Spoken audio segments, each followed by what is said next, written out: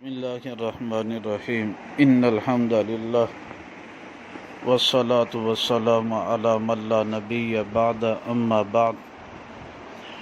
عقیدہ ختم نبوت کے بارے میں حدیث نمبر 141 بیان کی جا رہی ہے۔ یہ حدیث مبارکہ سنن ابن ماجہ میں جلد نمبر 1 صفحہ نمبر 169-70 پر موجود ہے۔ رقم الحدیث 906 ہے اور اس میں حضرت عبداللہ ابن مسعود رضی اللہ تعالیٰ عنہ سے مروی ہے۔ آپ نے فرمایا اذا صلیتم، مایا جب تم درود بھیجو نبی پاک صلی اللہ علیہ وسلم پر، فاحسنوا الصلاۃ، اچھی طرح بھیجو جو ہے۔ پھر ان سے پوچھا گیا کہ فعلمنا، پس آپ ہمیں سکھا دیں۔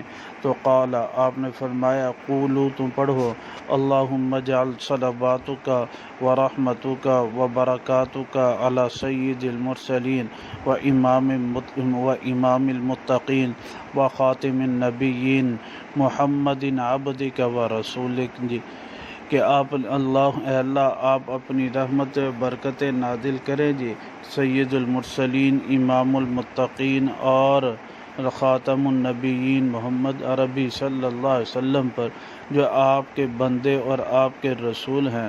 آگے الفاظ یہ بھی اس میں آتا ہے امام الخیر وقائد الخیر ورسول الرحمت، اللہم بعثہ مقاما محمودا یغبط به الاولون والآخرون، اللہم صلی علی محمد وعلی آل محمد اما صلیت علی ابراہیم وعلی آل ابراہیم انک حمید مجید، اللہم بارک علی محمد وعلی آل محمد اما بارکت علی ابراہیم وعلی آل ابراہیم انک حمید مجید۔